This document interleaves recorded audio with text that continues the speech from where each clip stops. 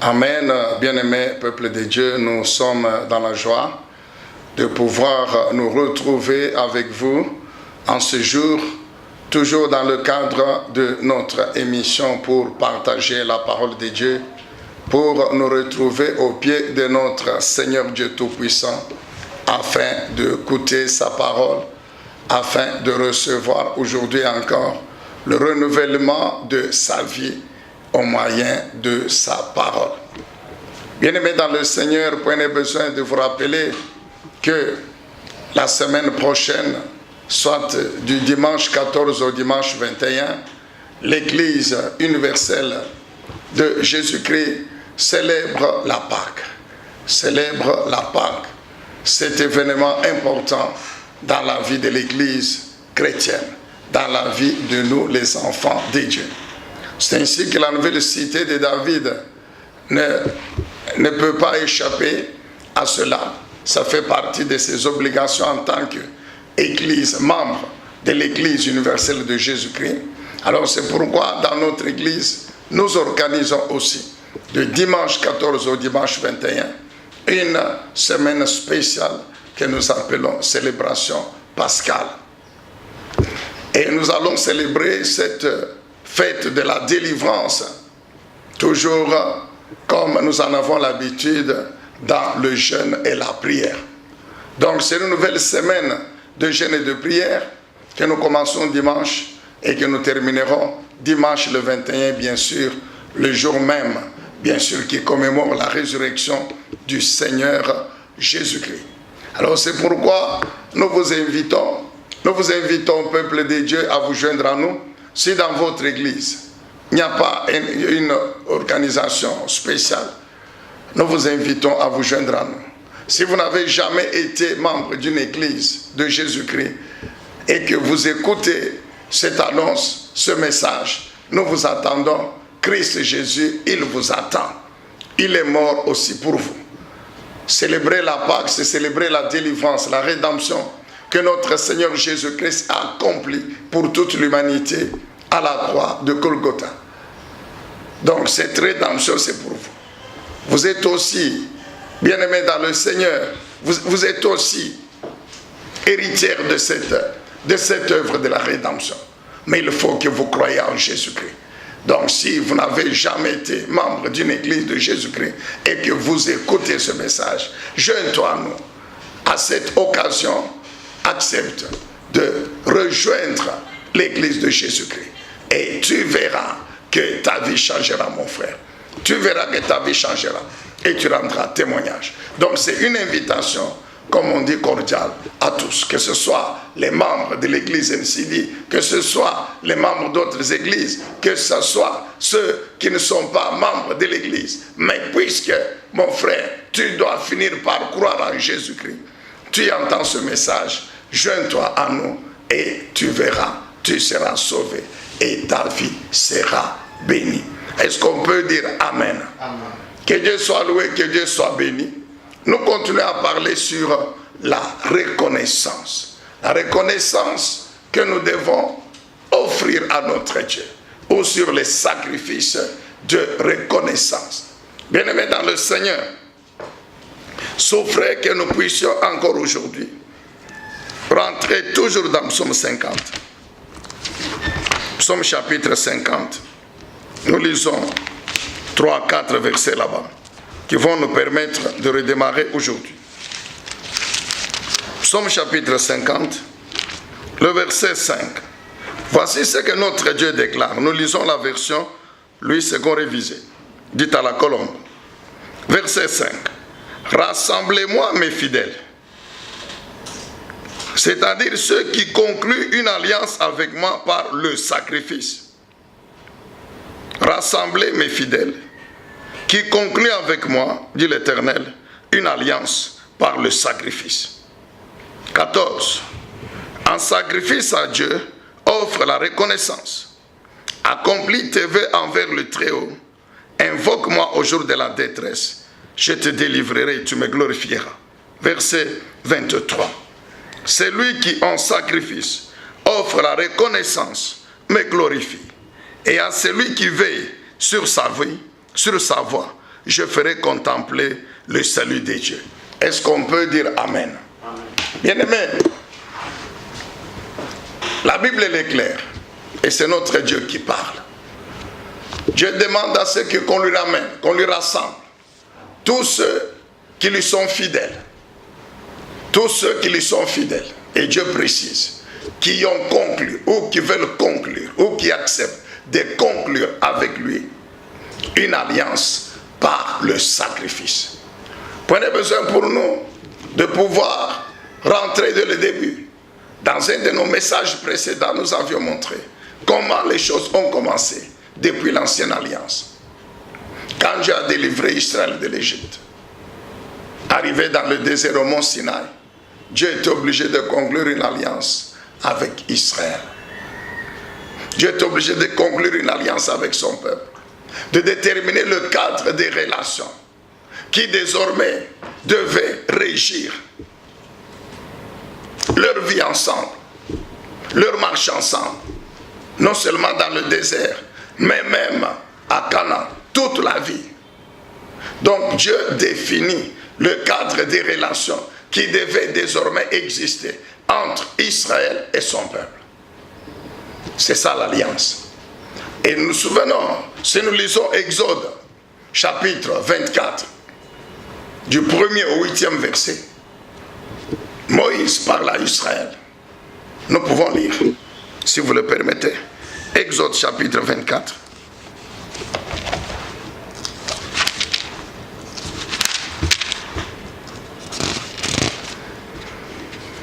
Exode chapitre 24. Le verset 1er.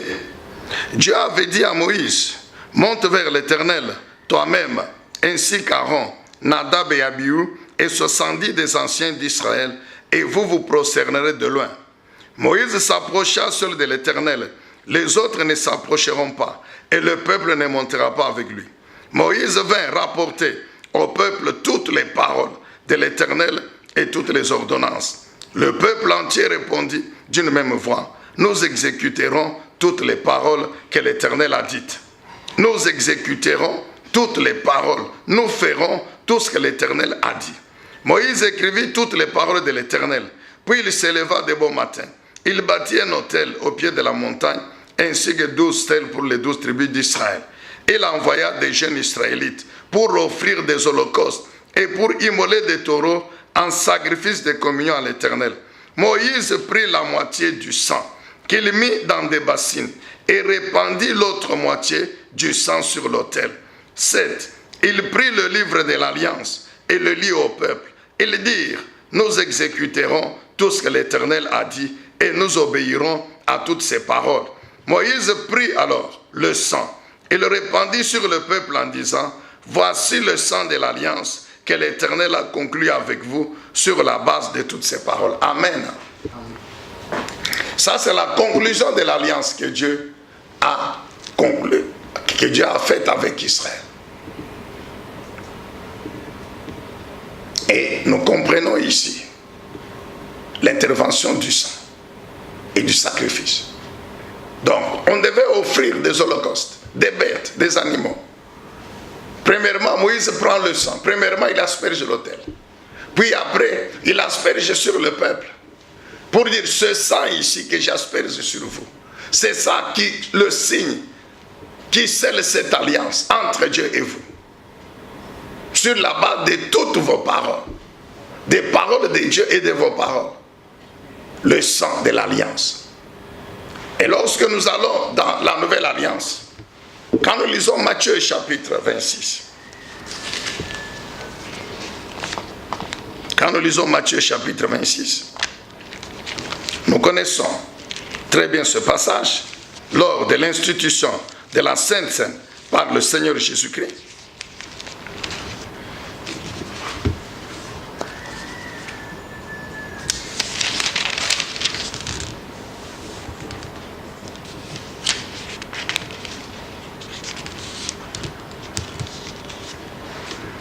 Amen, bien-aimés dans le Seigneur.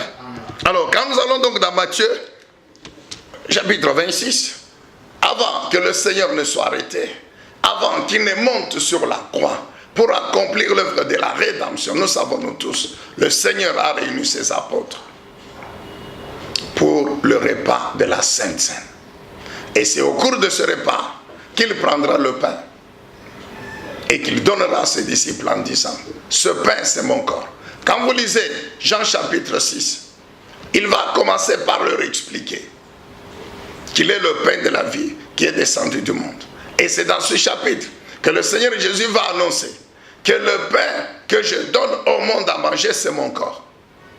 Et lorsque maintenant le temps arrive pour la Sainte Seine, le Seigneur prend le pain physique, il le donne à ses disciples, il dit mangez, car c'est mon corps qui sera bientôt livré pour vous.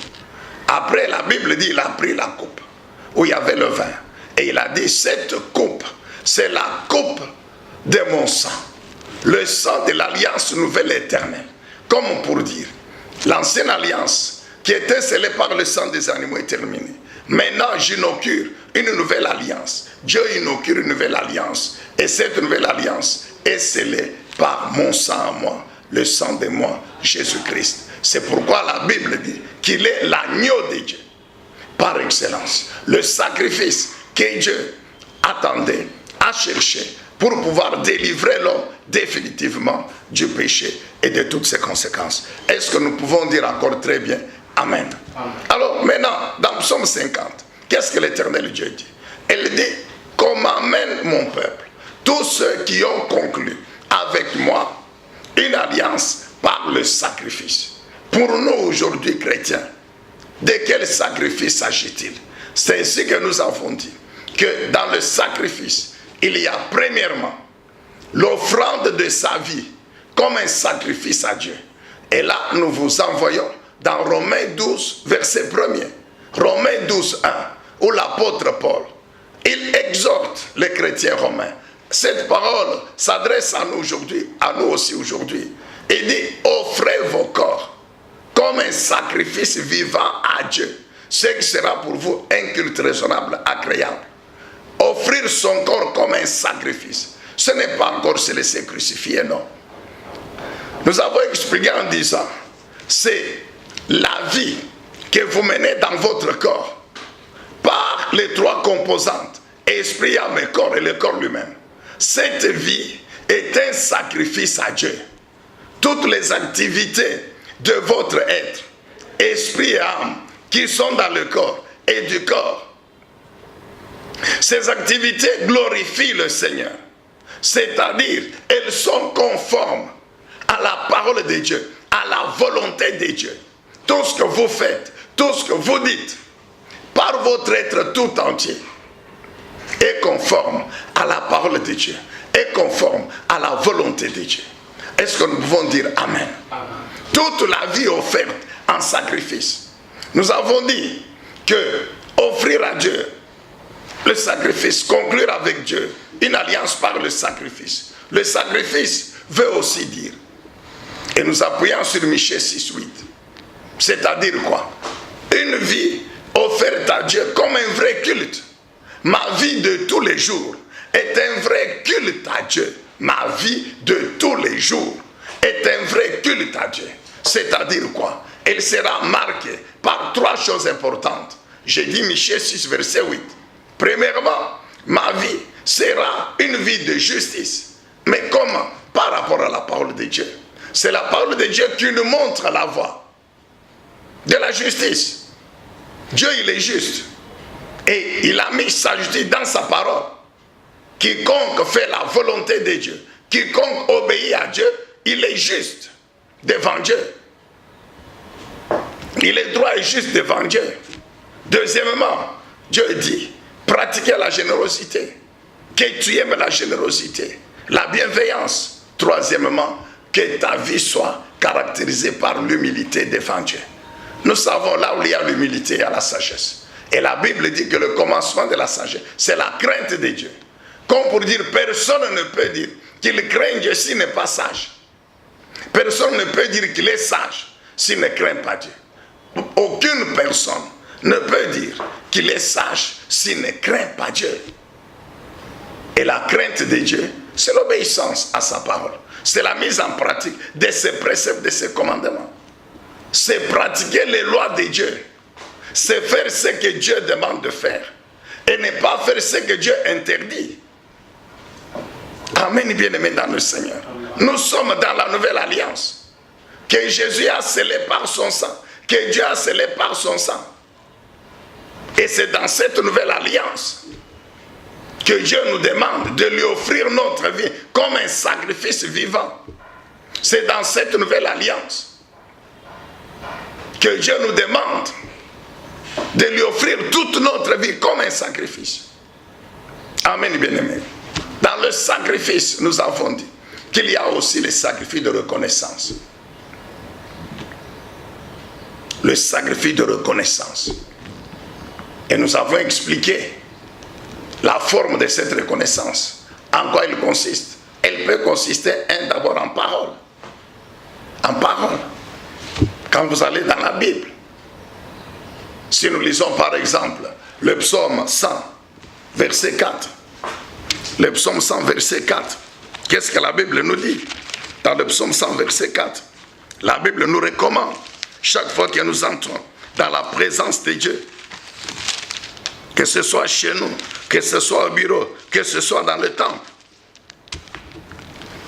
La Bible dit, entrez, psaume 100, verset 4, entrez dans ses portes avec reconnaissance, entrez dans ses parvis avec la louange, célébrez-le, bénissez son nom, car l'Éternel est bon, sa bienveillance dure toujours, et sa fidélité de génération en génération. Amen, bien-aimés dans le Seigneur. Nous avons toujours dit, lorsque nous voulons entrer directement en contact avec notre Dieu, par la prière, par la méditation de sa parole, que ce soit chez nous, que ce soit dans l'église, que ce soit au travail, que ce soit dans l'avion, dans le véhicule, la première chose à faire, bien-aimé, c'est célébrer le nom de l'Éternel. C'est lui dire merci pour sa grâce. C'est lui dire merci pour le renouvellement de ses bontés, ses compassions. C'est la première chose à faire, c'est dire merci à Dieu. C'est célébrer son nom, c'est glorifier son nom. Entrer dans ses parvis, dans son temple, dans son sanctuaire, avec des chants de louange, la reconnaissance, en bénissant l'Éternel, en lui disant merci, par des paroles, avec des chants de louange. Alléluia.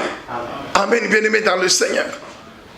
Lorsque dans notre esprit, nous avons la conviction que nous ne sommes pas des mendiants devant Dieu, que nous sommes ses fils et ses filles, ses héritiers, et que nous sommes, il nous a établis rois et sacrificateurs, serviteurs, chaque fois que nous entrons dans la présence de Dieu. Mais nous devons avoir présent à l'esprit que nous ne sommes pas des mendiants et que nous ne devons donc pas nous comporter en conséquence. Non, bien-aimés dans le Seigneur, nous ne sommes pas des mendiants, non. Nous ne sommes pas des mendiants devant Dieu. Un mendiant, il tend la main parce qu'il sait qu'il n'a aucun droit. Il n'a pas droit à l'héritage. Mais un enfant normal ne peut pas se comporter devant son père comme un mendiant, non. Non, c'est mon père. Je suis son héritier. Tout ce que je dois faire en tant qu'enfant normal, c'est servir mon père. C'est servir mon père. Et servir, c'est quoi? C'est offrir les sacrifices. C'est pourquoi la Bible nous recommande que le premier sacrifice à offrir à Dieu, c'est la reconnaissance. C'est le louer, c'est célébrer son nom. Lorsque nous avons dans la conviction, dans notre esprit, cela, nous ne nous comportons jamais comme des mendiants. Parce qu'un mendiant, dès qu'il ferme les yeux, Seigneur, donne-moi, Seigneur, hier, Seigneur, demain, Seigneur, tu sais. Non, nous ne sommes pas des mendiants. Nous sommes des fils et des filles de l'Éternel. Nous sommes les sacrificateurs du Dieu très haut. Amen, bien-aimés dans le Seigneur. Entrez dans ses parvis avec des chants de louange, d'adoration, célébrer le nom de l'Éternel, célébrer le nom de Jésus-Christ, bien-aimé, célébrer le nom de Jésus, bénir le nom de l'Éternel. Bénir le nom de l'Éternel, ça veut dire quoi? Lorsque nous disons, Seigneur Jésus, Que ton nom soit béni. Ça veut dire quoi? Que ton nom soit loué, que ton nom soit glorifié pour la puissance infinie de ton amour, pour ta grâce toujours débordante. Que ton nom soit loué. Nous te glorifions. Pourquoi? Pour l'œuvre de ta puissance. D'abord à la croix, qui nous a rachetés, qui nous a délivrés du péché, de toutes ses conséquences, qui nous a sauvés, qui nous a établis héritiers de la vie éternelle de notre Dieu. C'est ça, bénir le nom de l'Éternel. C'est le glorifier pour son amour, pour sa grâce, pour son œuvre. Depuis la croix jusqu'aujourd'hui dans notre vie. Alléluia. Amen, bien-aimé. Et les exemples abondent dans la Bible. Mais retenons que, premièrement, nous offrons à notre Dieu des sacrifices de reconnaissance par la louange, l'adoration, par les chants, par la célébration du nom de l'Éternel. Mais il y a aussi la reconnaissance, sacrifice de reconnaissance, par les actes. C'est là que nous retrouvons les actions de grâce, en nature ou en espèce. C'est là que nous trouvons la pratique de la parole de Dieu, oui. Parce que je reconnais que je suis ce que je suis. Parce que Jésus est mort pour moi à la croix. Et que sa parole me dit que si je crois en lui et que je justifie ma foi par la pratique de sa parole, je serai effectivement sauvé. Mais je dois mettre la parole de Dieu en pratique. On doit la parole de Dieu en pratique. Je dois obéir à toutes les lois de Dieu. C'est là que Dieu est intervenu à maintes reprises pour dire à Israël, c'est vrai que les sacrifices, les holocaustes, les sacrifices d'animaux et d'autres sacrifices sont dans ma loi. Mais ils ne peuvent pas remplacer l'obéissance à toute la loi. Ce qui fait que si vous n'obéissez pas à toute la loi, mais vous amenez des sacrifices, ces sacrifices dans les holocaustes-là n'auront aucune valeur. C'est le cas de Saül, le roi Saül, nous le savons. Saül croyait que s'il offre les sacrifices, c'est fini. Dieu va la créer. Mais quand Samuel arrive, Samuel lui dit quoi? 1, tu devais m'attendre moi. Je t'ai dit, tu dois m'attendre avant d'aller à la guerre. 2, tu ne devais pas offrir le sacrifice parce que ce n'est pas le roi qui devait offrir le sacrifice. C'est le sacrificateur. Et Dieu l'a rejeté. Lorsque Dieu lui a dit, quand tu vas aller à la guerre contre Amalek, extermine Amalek. Le roi et tout, n'écarte rien. Mais qu'est-ce que Saül a fait? Il a préservé Amalek. Oh, je le mets en prison. Et puis, il a préservé les grasses bêtes là-bas pour les sacrifices. Dieu a dit, je te rejette. Amen, bien-aimé dans le Seigneur. Et nous étions en train de répondre à la question depuis dimanche passé. Pourquoi la reconnaissance? Pourquoi les sacrifices de reconnaissance? C'est par là que nous terminons aujourd'hui. Pourquoi les sacrifices de reconnaissance? Bien-aimé, la réponse elle est claire. Tout simplement à cause de la grâce de Dieu. À cause de la grâce de Dieu. Pourquoi les sacrifices de reconnaissance? Tout simplement à cause de la grâce de Dieu.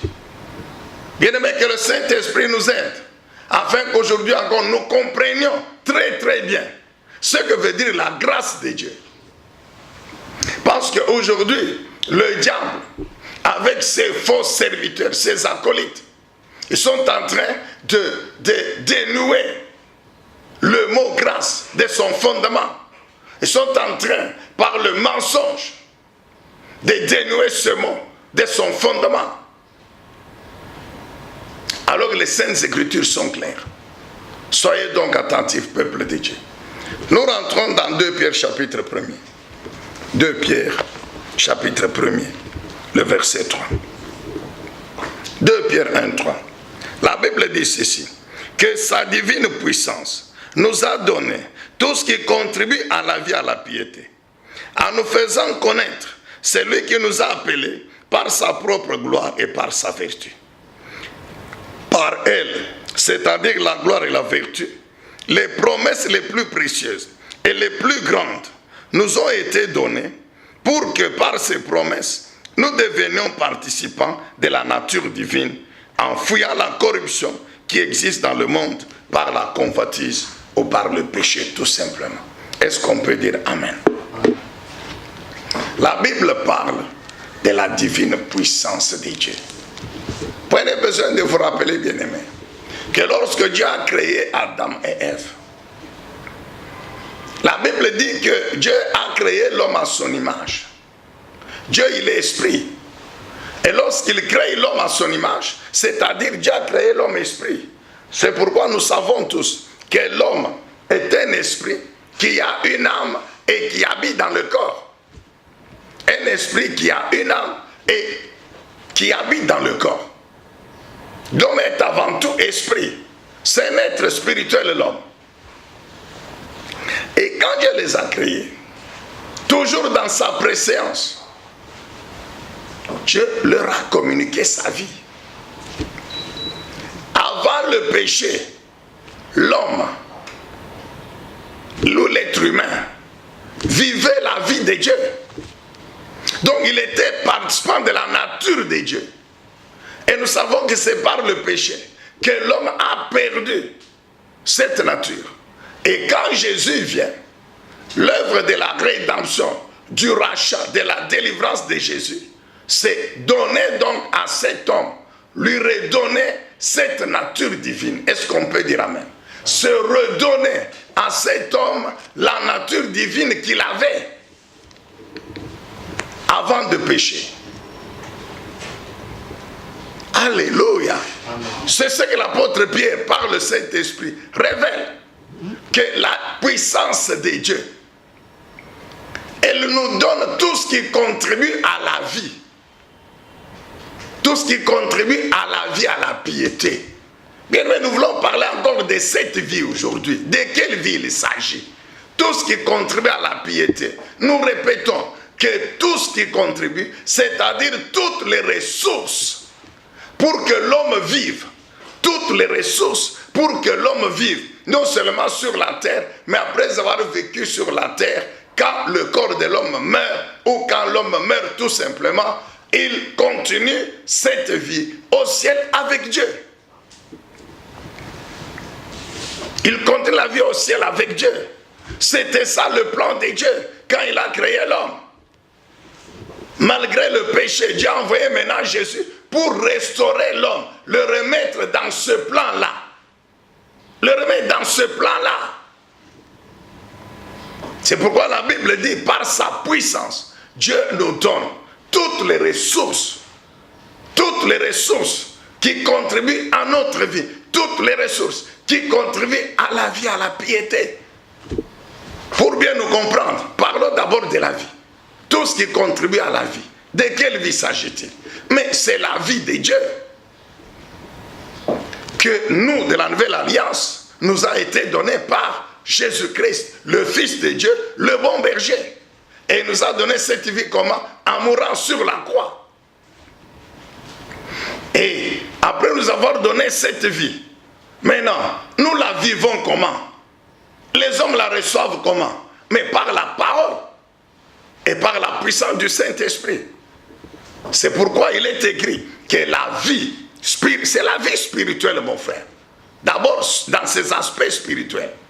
Cette vie spirituelle, elle est soutenue par la parole de Dieu. Le bon berger nous l'a donné. On vous a déjà expliqué comment il nous a donné cette vie. C'est en mourant sur la croix et en versant le sang. Nous savons que c'est par le sang que l'on transmet la vie. Et ici, nous parlons sur le plan spirituel. Alléluia. Amen. Donc cette vie, elle est soutenue, elle est nourrie, elle est entretenue, elle est sécurisée, elle est protégée, garantie par la parole de Dieu. Par la parole de Dieu. Et Dieu a tenu à le faire comprendre à Israël depuis le désert. Deutéronome 8, verset 3. Deutéronome chapitre 8, verset 3. Qu'est-ce que la Bible dit dans Deutéronome 8, 3? Moïse dit à Israël, souviens-toi que l'Éternel ton Dieu, il t'a fait traverser le désert. Pendant 40 ans, il t'a donné à manger de la manne. Pour t'apprendre une chose, c'est que l'homme ne vit pas seulement de pain, mais aussi de la parole qui sort de la bouche de l'Éternel. Amen, bien-aimé. L'homme physique, le corps, vit du pain, c'est-à-dire le foufou, la viande, le riz, tout ce que vous voulez. Mais l'homme spirituel, c'est-à-dire l'esprit et l'âme qui lui est associé, vit de quoi? L'homme spirituel, il vit de la parole de Dieu. Amen, bien-aimé. Deutéronome chapitre 8, nous pouvons lire. Deutéronome 8, verset 3.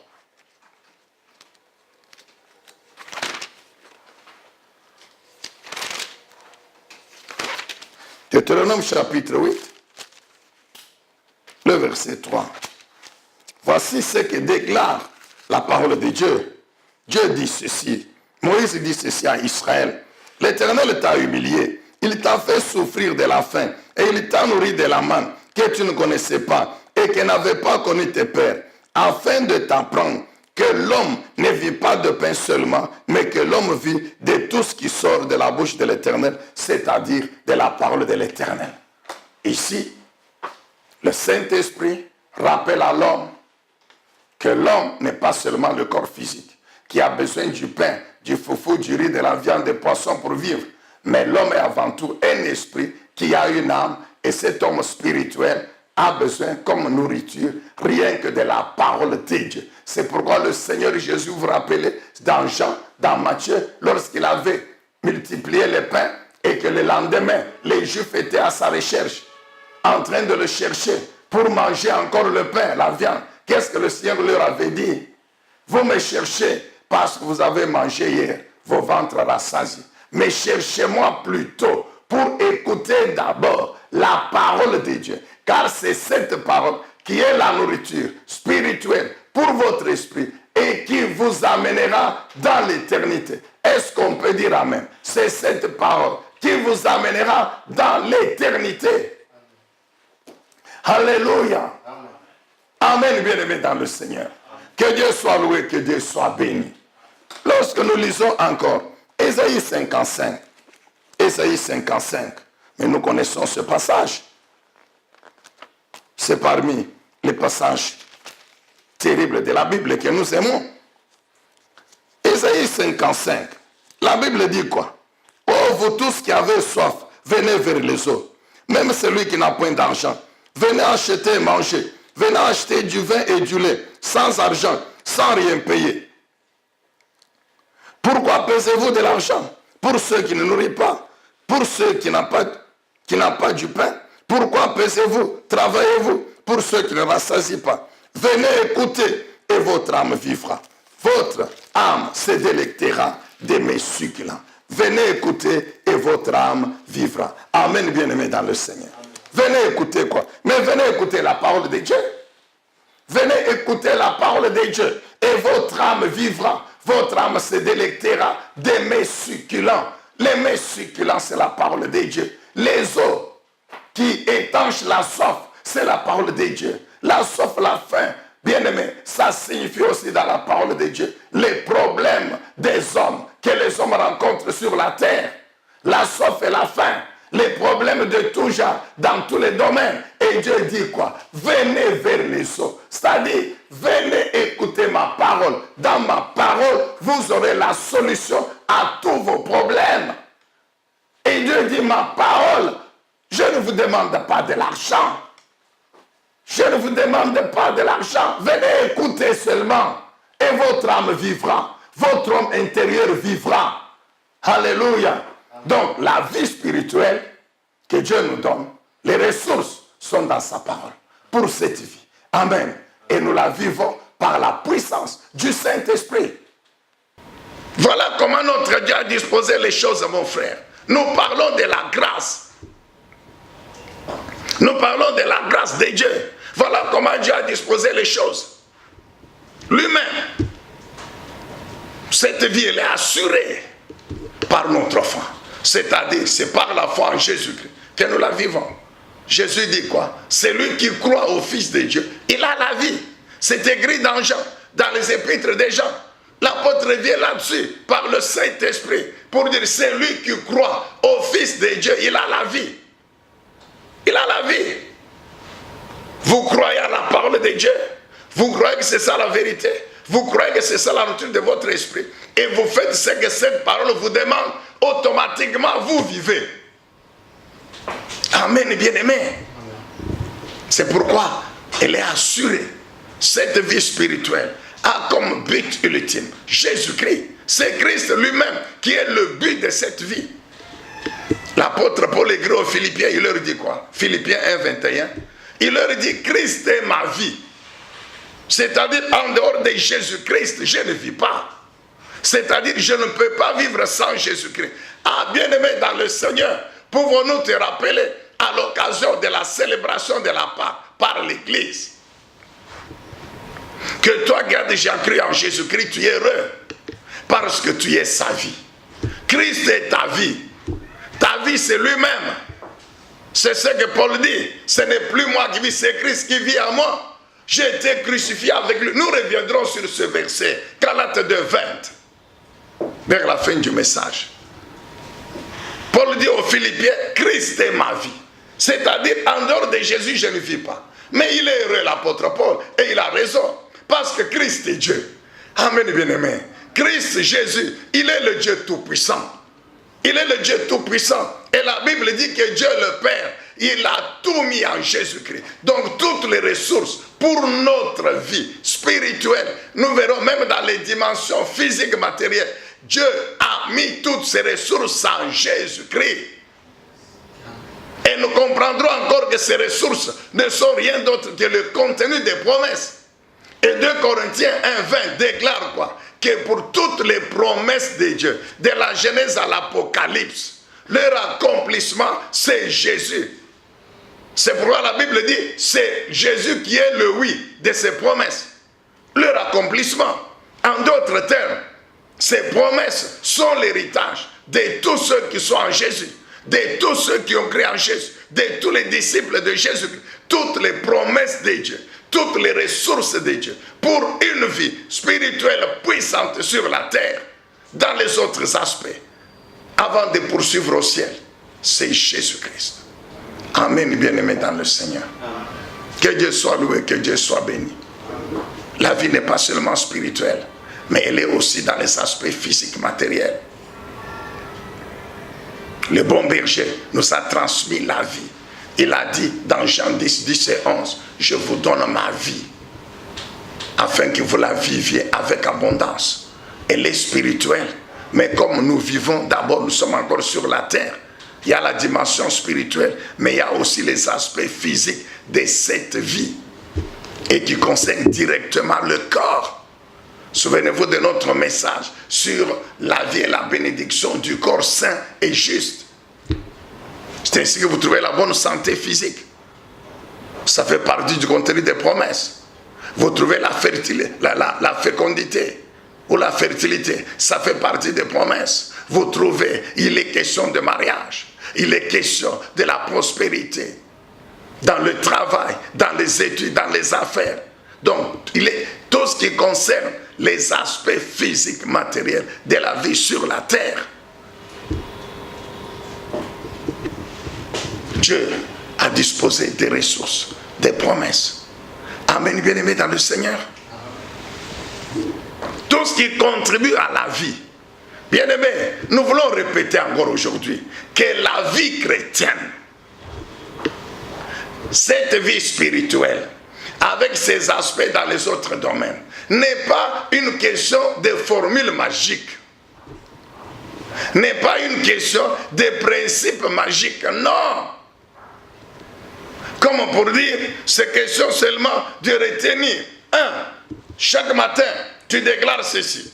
À midi, tu déclares. Le soir, tu déclares. C'est tout. Quel que soit que tu aies cru en Jésus ou pas, quelle que soit la manière dont tu vis cette vie-là, dès que tu déclares ces principes-là, et puis tu les mets en pratique, c'est fini, ta vie va changer. Non, bien-aimé dans le Seigneur. L'objectif numéro 1, c'est être sauvé. et être en communion, en relation avec Dieu. C'est très important, mon frère. C'est très important. Mais vous allez voir que dans ces enseignements-là, tout est centré sur la vie physique sur la terre. Tout est centré sur les aspects matériels et financiers et physiques de la vie sur la terre. Non, bien-aimés. Ces aspects-là sont une conséquence. Mais la bénédiction de Dieu véritable, c'est d'abord spirituelle. Ça concerne la vie spirituelle de l'homme qui concerne l'esprit, l'âme et le corps. C'est cette vie-là spirituelle d'abord. Et là où il y a cette vie spirituelle, il y a les autres aspects. Mais aujourd'hui, non. C'est ce que vous trouvez même dans les églises. Les enseignements, comme on appelle ex-cathèdre, ne sont pas mauvais. Des enseignements là terribles, pertinents. Principe numéro 1, ceci. Point 1, ceci. Sous-point, ceci. Sous-point, ceci. Dès que vous avez fait ça, c'est fini. La pauvreté matérielle est terminée. Non, bien-aimés dans le Seigneur. Et les personnes qui enseignent et à qui on enseigne, ils vivent n'importe comment. Ils sont dans le péché. Ils sont même des mystiques. Non, bien-aimés, j'ai dit bien que la vie chrétienne, spirituelle et les autres aspects n'est pas une question de formule magique. Non. En ce moment-là, encore nous sommes différents des païens, des satanistes. Amen, bien-aimés dans le Seigneur. Tout ce qui contribue à la vie. La Bible dit, tout ce qui contribue à la vie, à la piété. Au moyen de la connaissance de celui qui nous a appelés par sa gloire et sa vertu. Et la Bible dit par elle, les deux, gloire et vertu. Vertu, c'est encore la puissance de Dieu. Dieu nous fait participer. Dieu nous donne les promesses. Sa puissance accomplit ses promesses. Et l'accomplissement de ces promesses fait que nous devenons participants de la nature de Dieu. Amen. L'accomplissement de ces promesses va faire que nous devenions participants de la nature divine. C'est ça la grâce de Dieu, bien-aimé. C'est ça la grâce de Dieu. Nous étions en train de dire, depuis le début, en Genèse, c'est Dieu qui décide de créer l'homme à son image. C'est Dieu qui décide. L'homme n'existe pas. Mais Dieu décide de le créer comme lui. L'unique être. Même les anges les plus puissants, Dieu ne les a pas créés à son image. Seul l'homme. C'est pourquoi David, le roi, le prophète, dit dans Psaume 139 que je te loue. Je te loue, Yahweh. Je te glorifie. Pourquoi? Pour une simple raison. Pour une seule raison. C'est que tu as fait de moi une merveille, une créature merveilleuse. Tu m'as créé à ton image. Un être humain, esprit qui te ressemble. Amen, bien-aimé. Et quand Dieu a créé cet homme, Genèse 1, 26, 28, Dieu lui a donné tous les pouvoirs spirituels. Sauf que nous répétions ces choses. C'est important. Dieu lui a donné tous les pouvoirs spirituels. Dans les cieux, sur la terre et sous la terre, dans les eaux. Il n'y avait aucune puissance qui était au-dessus de l'homme. Dieu prend la gestion de l'univers, remet entre les mains de l'homme. Non pas entre les mains des 4 êtres vivants, non, entre les mains de l'homme. Il dit assujettis l'univers, règne sur l'univers, domine sur l'univers. Alléluia. Vous avez lu où? Après que Dieu crée Adam et Ève, ils ont prié pour dire non. Comme nous constatons que tu nous as créé à ton image, donne-nous tel pouvoir. Non. C'est Dieu lui-même qui a disposé. Bien aimé, la Bible dit, sa puissance a mis à notre disposition tout ce qui contribue à la vie. Tout ce qui contribue à la vie, la puissance de Dieu. Lui-même. C'est ça la grâce de Dieu, mon frère. Lorsqu'Adam et Ève ont péché, vous avez lu où ils ont demandé pardon à Dieu. Non. Quand bien même Dieu les trouve là où ils sont allés se cacher.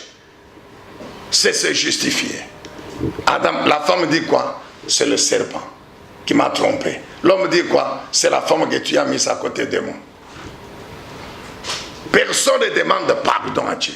Mais malgré ça, comme Dieu tenait à sa vision pour l'homme, à vivre éternellement avec l'homme, Dieu annonce, même pas à l'homme et à la femme, non, Dieu annonce à Satan dans le serpent. Un jour, une postérité viendra de cette femme et va t'écraser la tête. Et toi, tu lui blesseras le talon. Mais c'est ça, la croix de Jésus, que nous célébrons encore la semaine prochaine. Que nous commémorons la semaine prochaine. Amen, bien-aimés dans le Seigneur. Et c'est ça qui a été fait. Quand les temps sont arrivés, Jésus décide de quitter le ciel. Dites-moi, bien-aimés, avant que le Seigneur ne vienne, ça fait 2019 ans, avant que Jésus ne vienne sur cette terre, le Sauveur que Dieu avait annoncé à Satan pour dire, il viendra pour sauver cet homme que tu viens de faire tomber dans le péché. Ah, alléluia. Où est-ce que les hommes ont prié? Même Israël, qui avait l'alliance de Dieu, avec qui Dieu avait conclu l'alliance. Où est-ce écrit que les Israélites se sont mis à genoux pour dire, nous décrétons un jeûne d'un mois, de 50 jours, de 100 jours, pour demander que Dieu nous envoie le Sauveur. Où? Bien qu'ils avaient les promesses. Ils avaient les promesses, ils avaient les prophéties. Quand bien même Jésus est venu, ils ont cru. Quand Jésus vient, Jésus n'est pas venu pour continuer à être Dieu, non? Non. Il est venu accomplir la mission de Dieu par amour pour l'homme. C'est ça la grâce, mon frère. Lui-même, il dit à Dieu le Père, j'ai constaté que le sang des animaux ne peut pas ôter les péchés des hommes, ne peut pas délivrer les hommes du péché, de toutes ses conséquences, de la domination de Satan. Non, ne peut pas ramener l'homme vers toi. Or, ta vision, Dieu le Père, c'est ramener l'homme vers toi. C'est réconcilier l'homme avec toi, lui redonner ta nature. Alors c'est pourquoi moi j'accepte de descendre sur la terre. Donne-moi seulement un corps comme le leur. Je vais vivre dans ce corps-là. Je vaincrai le péché dans ce corps-là. Et après avoir vaincu le péché, je t'offrirai ce corps-là pour que tu puisses le crucifier. Et mon sang va couler à la place du sang de toute l'humanité, de tous les hommes sur la terre. C'est ça la grâce, mon frère. C'est ça la grâce. C'est ça la grâce. Et c'est ce que Jésus a fait. Et c'est ça que nous allons commémorer lors de la semaine pascale. C'est ça la grâce, mon frère. Et nous savons, toi et moi, que c'est par cela que nous avons été sauvés. C'est-à-dire délivrés du péché, de toutes les conséquences, c'est-à-dire la mort spirituelle, parfois et la mort physique, la domination de Satan, des puissances des ténèbres, les malédictions de toutes sortes. Ensuite, la vie éternelle. Alléluia. C'est ça le salut. Et si tu es humble, aujourd'hui encore tu comprends que l'homme n'a rien fait, même pas prié. La Bible dit quoi? Pendant que Jésus vivait sur la terre, dans le corps, tenté en tout, mais triomphant sur le péché, Jésus, il a offert son corps comme sacrifice à Dieu. C'est parce que Jésus a offert toute sa vie, qu'il a vécu dans le corps, comme un sacrifice à Dieu, que l'apôtre Paul peut nous exhorter, nous qui avons cru en Jésus-Christ, de faire la même chose, d'offrir les vies que nous vivons dans le corps comme sacrifice. Et après avoir vaincu le péché, pendant que Jésus vivait cette vie-là sans péché, mais les hommes péchaient. Amen, bien-aimé. Les hommes vivaient dans le péché pendant que le Seigneur Jésus menait cette vie-là. Mais les Israélites péchaient, sans parler du reste du monde. Pendant qu'il était sur la croix, en train de les sauver, de les délivrer du péché, de toutes les conséquences. Mais il l'insultait. Il l'insultait en disant, tu as sauvé les autres, maintenant tu es incapable de te sauver. Mais qu'est-ce que Jésus dit au Père? Pardonne-leur, parce qu'ils ne comprennent pas ce qu'ils font. S'ils comprenaient ce qui se passe, ils n'allaient même pas me laisser monter sur la croix. Amen, bien-aimé dans le Seigneur. Mais pardonne-leur. C'est ça la grâce, mon frère. Est-ce qu'on peut dire Amen? Est-ce qu'on peut acclamer le Seigneur? Et après cela, qu'est-ce que le Seigneur fait? Maintenant, il envoie le Saint-Esprit. Dites-moi bien, bien-aimé. Acte 1:8. Le Seigneur est ressuscité. 40 jours, le temps arrive pour qu'il rentre au ciel. Dites-moi où est-ce que les apôtres ont prié pour dire, tu nous avais parlé du Saint-Esprit dans Jean 14, 15 et 16. Maintenant que tu pars, envoie-nous. Non. Quand vous allez dans Jean 14, 15 et 16, parlons même du Saint-Esprit. Parlons du Saint-Esprit. Qui avait prié? Où est-ce que les hommes avaient prié et gêné pour que Dieu envoie le Saint-Esprit? Nous avons dit que la vie, les ressources pour vivre la vie spirituelle de Dieu, c'est sa parole et le Saint-Esprit par sa puissance. Où est-ce que les hommes ont prié pour que Dieu envoie le Saint-Esprit? Non. Mais Dieu l'avait annoncé depuis Joël chapitre 2 verset 28. Vous le savez. Et quand les temps sont arrivés, Jésus a dit quoi? Attendez le Saint-Esprit que Dieu avait promis, il va venir. Amen. Non seulement Jésus meurt pour nous donner sa vie, mais il nous donne sa parole. Et il nous donne son esprit qui, par sa puissance, nous amène à vivre cette vie. Amen, bien-aimé. Mais c'est ça la grâce, mon frère. C'est ça la grâce. C'est pourquoi la Bible dit, c'est dans Éphésiens, c'est par grâce que vous avez sauvé. Et pour bénéficier de cette grâce, effectivement, il faut croire en Jésus-Christ. Il faut croire que je suis pécheur. Il faut croire que Jésus est mort à ma place. Il a pris mes péchés et Dieu l'a crucifié à ma place. Et il faut demander maintenant pardon à Dieu. En ce moment-là, le salut accompli par la croix deviendra opérationnel, effectif dans votre vie. Le Saint-Esprit va maintenant vous prendre en charge. Il va vous baptiser, vous immerger dans le corps de Christ, faire de vous membres de l'Église de Jésus-Christ, membres de son royaume représenté sur la terre par l'Église. Alléluia. Amen, Amen, bien-aimé dans le Seigneur. C'est ça la grâce, mon frère. C'est ça la grâce. Et la Bible dit quoi? Tout ce qui contribue à la piété. Le temps passe, va vite, nous voulons terminer. Tout ce qui contribue à la piété. La piété, c'est quoi, bien-aimé? Lisons Osée 6:6. Osée 6:6. Qu'est-ce que Dieu dit? J'aime la piété et non les sacrifices. J'aime la connaissance de Dieu et non les holocaustes. Dieu établit l'échelle des valeurs des sacrifices. Dieu n'est pas contre les holocaustes, les animaux. Non. Mais Dieu voulait dire à Israël que ce que je cherche d'abord, c'est l'élan de votre cœur. C'est l'offrande de tout votre être à moi. C'est ça, Romains 12:1. Toute la vie dans ces trois composantes, offerte à Dieu comme un sacrifice. Toute la vie que je vis dans le corps, offerte à Dieu comme un sacrifice. C'est ça la piété. Et Dieu nous donne toutes les ressources. La vie chrétienne, telle que les Saintes Écritures nous la démontrent, c'est cette vie-là, bien-aimée dans le Seigneur, qui est la véritable vie. La vie que tout homme sage doit désirer. C'est pourquoi l'apôtre Paul, écrivant à Timothée, 1 Timothée 4, 7 à 8, il montre l'avantage de la piété.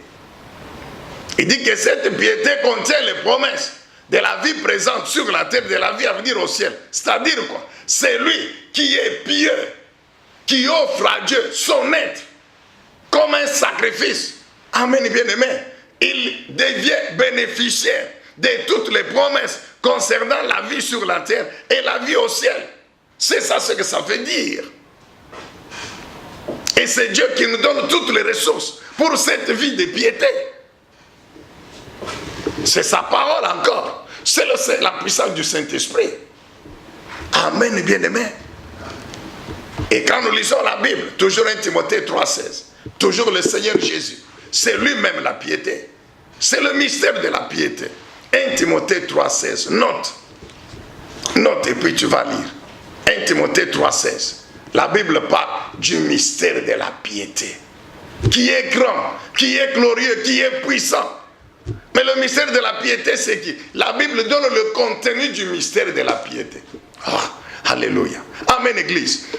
Je dis que la Bible donne le contenu du mystère de la piété. C'est-à-dire quoi?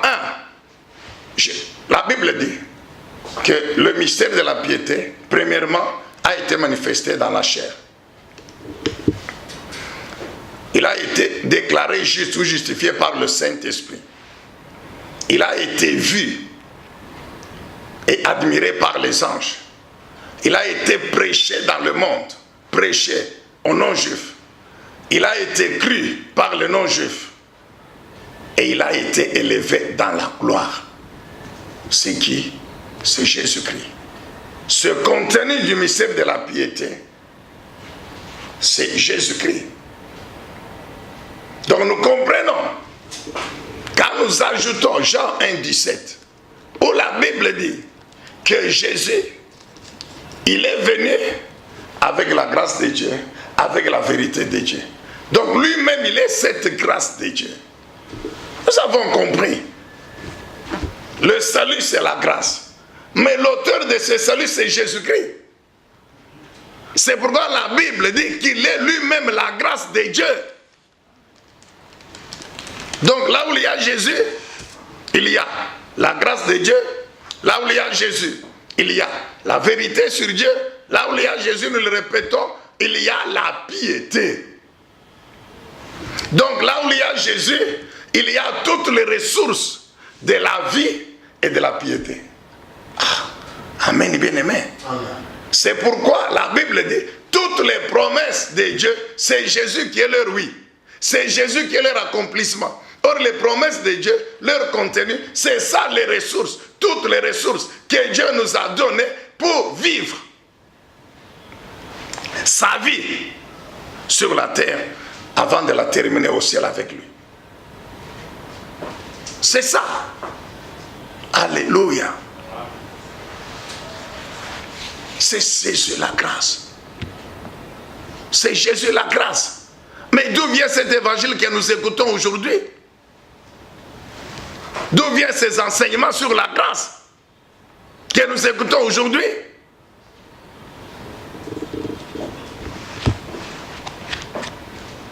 D'où viennent ces enseignements sur la grâce que nous écoutons aujourd'hui? Et il se réfère même à Romains 5, versets 20 et 21.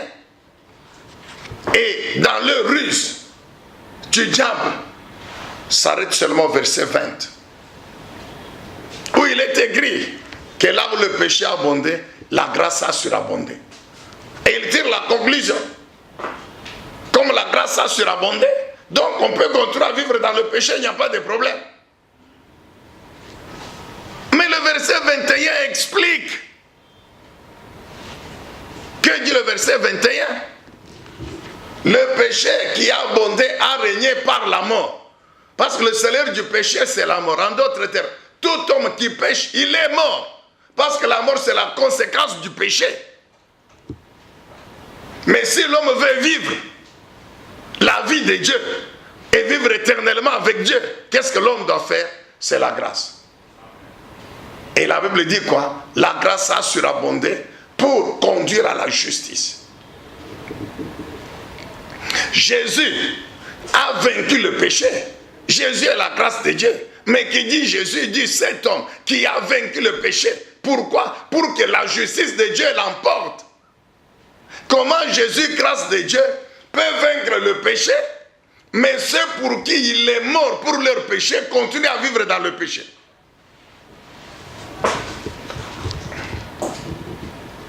Ça, c'est une contradiction. Et il faut être envoûté par le diable pour ne pas voir cela. Mais les Saintes Écritures, la parole de Dieu, c'est la lumière. elle parle clairement. La Bible dit, le péché a abondé en régnant par la mort. C'est ainsi que Dieu amène maintenant la grâce de Dieu, la justice dans le monde, pour que la justice conduise à la vie éternelle. Par conséquent, là où il y a la grâce de Dieu et la justice de Dieu, il y a la vie de Dieu. Il n'y a pas la mort. Et comme le Saint-Esprit connaît bien le cœur des hommes et la ruse du diable, qu'est-ce que l'apôtre continue au chapitre 6?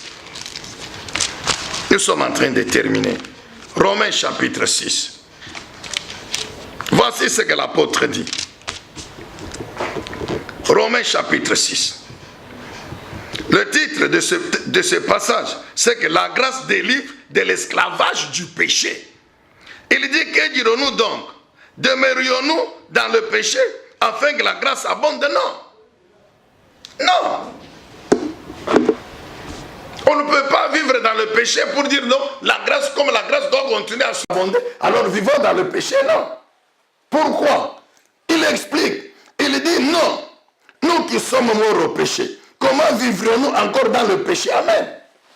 Si nous sommes chrétiens véritables, Galates 2:20 dit quoi? Si nous sommes véritablement des chrétiens.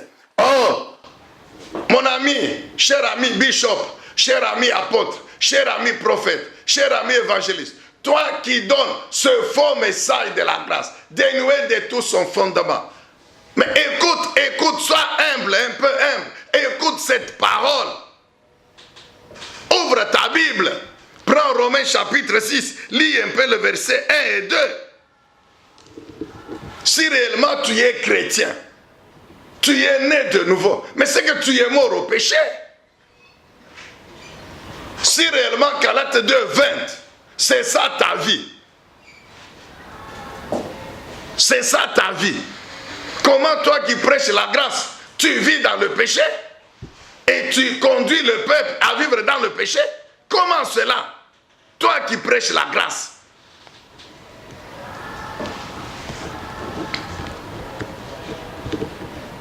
Galates 2:20 dit quoi? J'ai été crucifié avec Jésus. Oui, c'est le cas de tous les chrétiens. Nous sommes crucifiés avec Jésus, puisqu'il est mort pour nos péchés. Il est mort pour nos péchés. Pour que nous soyons sauvés, délivrés de l'esclavage du péché et de toutes ses conséquences que nous connaissons. Alors comment nous, qui sommes supposés morts au péché, nous allons continuer à vivre dans le péché? Comment? En train de dire que non, quel péché peut annuler la grâce de Dieu? Ah bon frère, là où il y a la grâce de Dieu, il n'y a pas de péché. C'est ce que la Bible dit. Là où il y a la grâce de Dieu, il n'y a pas de péché. Si la grâce de Dieu, c'est Jésus-Christ. Écoute mon frère, sois humble, sage, et sois délivré de l'envoûtement. Tu es au service du diable. Tu es un menteur, comme ton père, le diable était menteur. Alors, répands-toi mon frère, répands-toi. Abandonne cet évangile-là de la grâce, qui est un faux évangile. Ça, ce n'est pas la grâce de Dieu. Abandonne ça mon frère, abandonne ça. On ne peut pas parler de grâce de Dieu sans parler de Jésus-Christ. Et là où il y a Jésus, il y a cet homme qui a vécu sans péché et qui est monté sur la croix pour s'offrir à Dieu, crucifier son corps, afin que tout homme qui croit qu'il est pécheur, que Jésus est mort à sa place, à la place de ses péchés, soit sauvé. Et dès qu'il est sauvé, c'est ça la nouvelle naissance. C'est une nouvelle vie qui commence. Et la nouvelle vie qui commence, mon frère, ne peut pas être la même que l'ancienne vie. Lis un peu le verset 6. Romains 6, 6.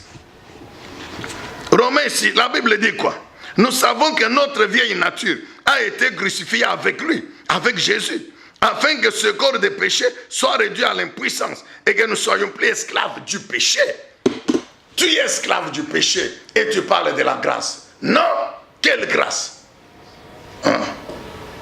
Tu es un adultère, tu as divorcé je ne sais combien de fois, tu es un ivrogne, tu es un idolâtre, tu es un pécheur. Alors cesse de parler de la grâce. La grâce n'est pas ce que tu prêches. Là où il y a la grâce, là où la puissance de la grâce de Dieu agit, il n'y a pas de péché. Car la puissance de la grâce sauve. Elle sauve. Et lorsque quelqu'un est sauvé, la vieille nature est passée. Qu'est-ce que tu dis, mon frère? Des Galates 2:20. J'ai été crucifié avec Jésus. Ce n'est plus moi qui vis, c'est Christ qui vit à moi. Qu'est-ce que tu dis de 2 Corinthiens? Chapitre 2 Corinthiens. Lisons 2 Corinthiens. Nous sommes en train de terminer. Nous prenons d'abord 2 Corinthiens, chapitre 3. Prenons 2 Corinthiens, chapitre 5 pour gagner du temps. 2 Corinthiens 5, verset 17. Si quelqu'un est en Christ, il est une nouvelle créature. Les choses anciennes sont passées, toutes choses sont devenues nouvelles. Amen. Et la Bible dit, cela vient de Dieu. C'est ça la grâce. Ce n'est pas par nos œuvres, ce n'est pas par notre prière, non. La Bible dit, pendant que Jésus mourait pour nous, l'homme continue à vivre dans le péché. Les choses anciennes sont passées. C'est ça. Romains 6:6, le vieil homme, il est passé. Le vieil homme qui était caractérisé par le péché, la vie de péché, n'existe plus. Crucifié avec Jésus à la croix. Maintenant, c'est le nouvel homme. C'est la nouvelle créature. Ah, mon frère Bishop, mon frère apôtre, qu'est-ce que tu dis de cela? Abandonne le mensonge. Tite chapitre 2. Tite chapitre 2. Peuple de Dieu, écoutez. Et que le Saint-Esprit vous aide. Tite 2, 11. Tite chapitre 2, le verset 11. Et la suite. Qu'est-ce que l'apôtre Paul, il parle de la grâce. Il dit encore quoi là-bas? C'est le Saint-Esprit qui parle par l'apôtre. Il dit quoi? La grâce de Dieu, source des saluts. Amen. Aux Éphésiens, il dit, nous sommes sauvés par la grâce. À Tite, il dit quoi? C'est cette grâce qui est la source des saluts. Et nous avons compris aujourd'hui que cette grâce, c'est Jésus-Christ. C'est Jésus-Christ, la grâce de Dieu. Car c'est lui l'auteur du salut. Et la grâce, c'est nous délivrer, ou nous sauver, nous délivrer de l'esclavage du péché. Et l'apôtre Paul dit quoi à Tite? Que cette grâce, qui est la source des saluts, celle qui nous a sauvés, elle nous enseigne deux choses. 1. Renoncer au péché. Là où il y a la grâce de Dieu, il n'y a pas de péché. Et le péché, c'est la désobéissance à la parole de Dieu.